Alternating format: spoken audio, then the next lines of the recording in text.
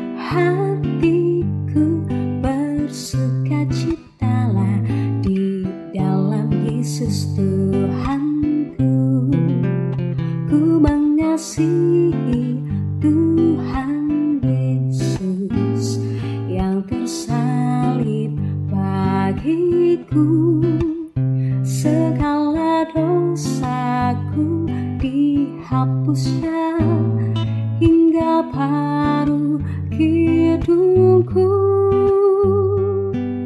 Hatiku bersukacitalah, bersukacitalah, bersukacitalah.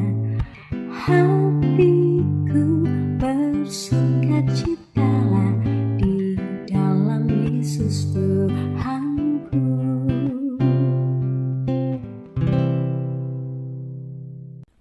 Firman Tuhan yang akan kita renungkan diambil dari Markus pasal 10 ayat yang ke-25. Markus pasal 10 ayat yang ke-25. Lebih mudah seekor unta melewati lubang jarum daripada seorang kaya masuk ke dalam kerajaan Allah. Demikianlah firman Tuhan. Sahabat yang dikasihi Tuhan, kita tahu bersama bahwa lubang jarum yang dimaksud dalam firman Tuhan tersebut bukanlah lubang jarum yang seringkali kita gunakan untuk menjahit. Betul ya? Melainkan adalah sebuah tempat yang ada di Israel pada waktu itu. Nah, apa yang dapat kita lakukan untuk mendatangkan kebahagiaan?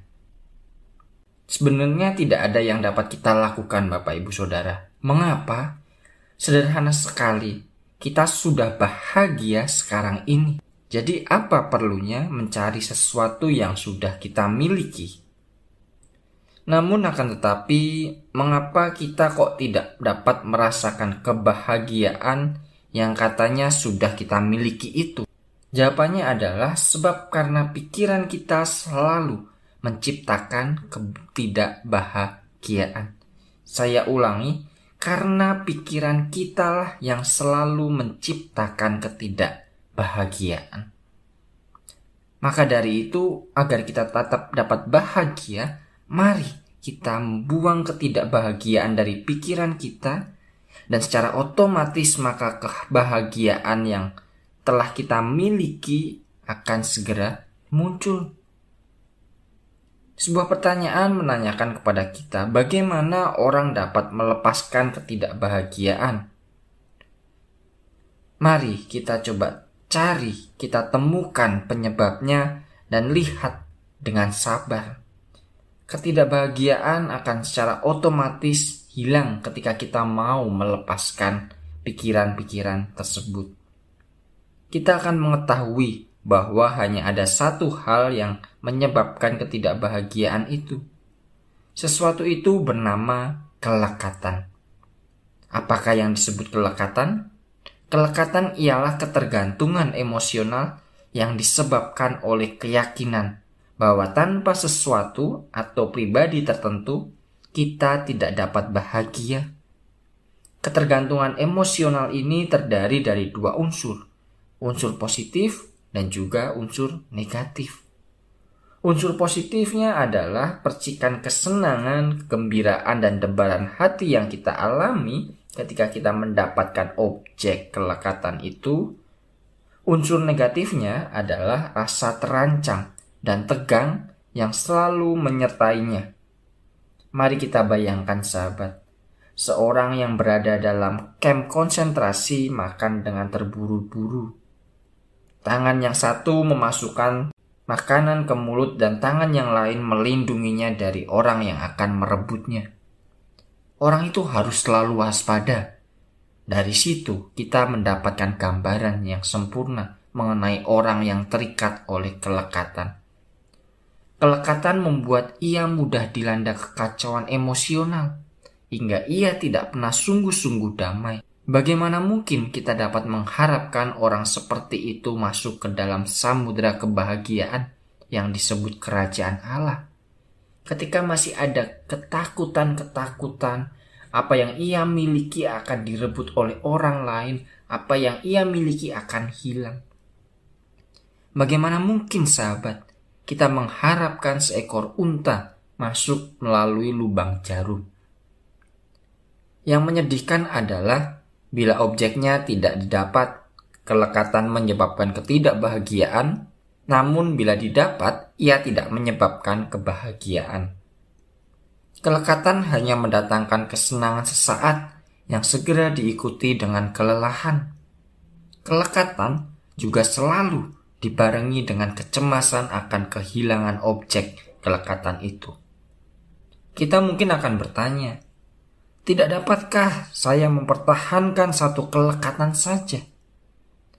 Tentu saja kita dapat memegang sebanyak yang kita inginkan. Tetapi untuk masing-masing kelekatan itu kita harus membayar dengan jelas hilangnya kebahagiaan kita. Mari kita pikirkan. Hakikat kelekatan itu sedemikian rupa sehingga satu kelekatan saja yang tidak terpuaskan akan menyiksa pikiran dan membuat kita menjadi tidak bahagia. Ini akan tetap terjadi bahkan seandainya kita telah berupaya memuaskan mereka sepanjang hari.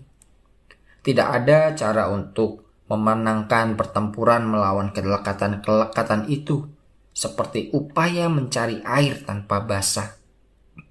Demikian juga mencari kelekatan tanpa ketidakbahagiaan adalah mustahil. Tak ada seorang pun di dunia ini yang mampu merumuskan kiat untuk mempertahankan objek-objek kelekatan tanpa banting tulang, tanpa kecemasan, tanpa ketakutan, dan cepat atau lambat kita akan merasa kalah.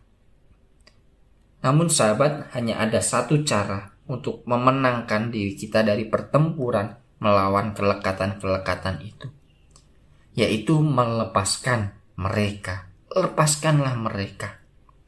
Bertentangan dengan keyakinan umum, melepaskan mereka itu ternyata mudah.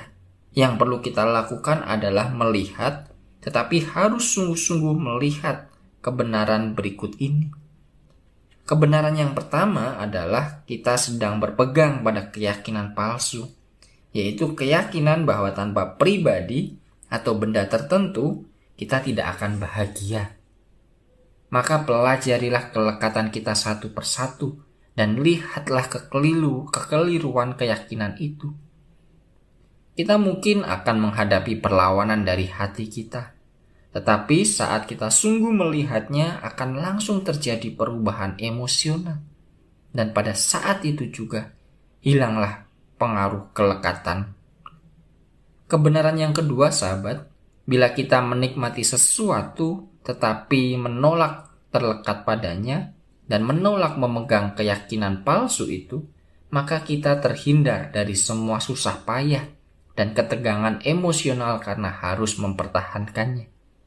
Sudah dapatkah kita mempertahankan semua objek kelekatan tanpa menyingkirkan atau meninggalkan satu pun dari mereka? Sudah dapatkah kita menikmati mereka tanpa kelekatan, tanpa ketergantungan? Karena kini kita damai, kita rileks dan tidak terancam. Kebenaran yang ketiga dan yang terakhir, bila Anda atau bila kita belajar untuk menikmati wangi-wangian 1000 bunga, kita tidak akan tergantung pada satu bunga hingga menderita manakala kita tidak dapat memperolehnya. Bila kita memiliki 1000 piring favorit, kehilangan satu tidak akan terasa dan tidak akan mengurangi kebahagiaan kita. Dalam terang 3 kebenaran tersebut, sahabat, tidak satu kelekatan pun dapat bertahan. Terang kesadaran harus bersinar tanpa henti agar sungguh berdampak dan efektif. Kelekatan hanya dapat hidup dan tumbuh subur dalam kegelapan ilusi. Orang kaya tidak dapat masuk ke dalam kerajaan bahagia bukan karena ia ingin menjadi jahat, melainkan karena memilih menjadi buta. Amin.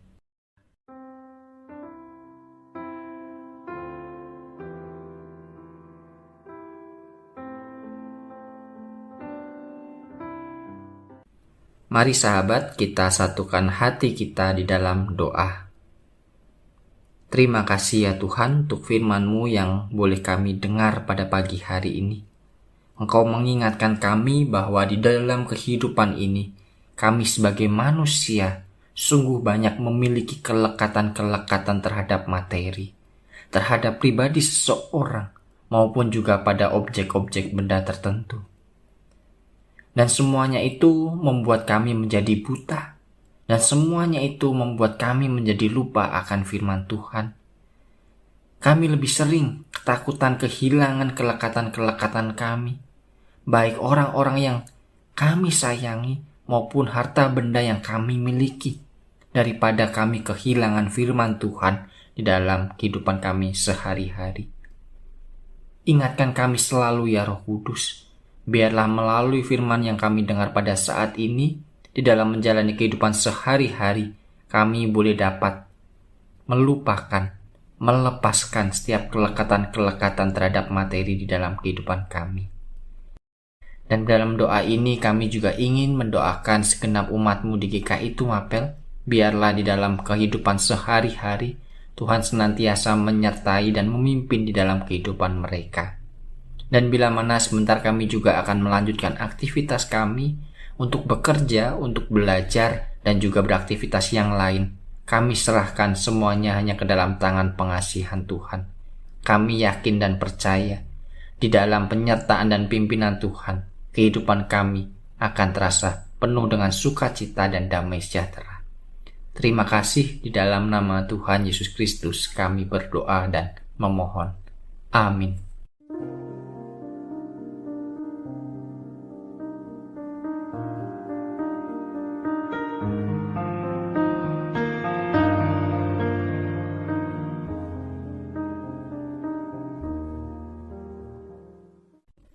Sahabat, doa pagi kita telah usai. Selamat beraktivitas, semoga kita tetap diberi kesehatan dan tetap dalam penyertaan Tuhan.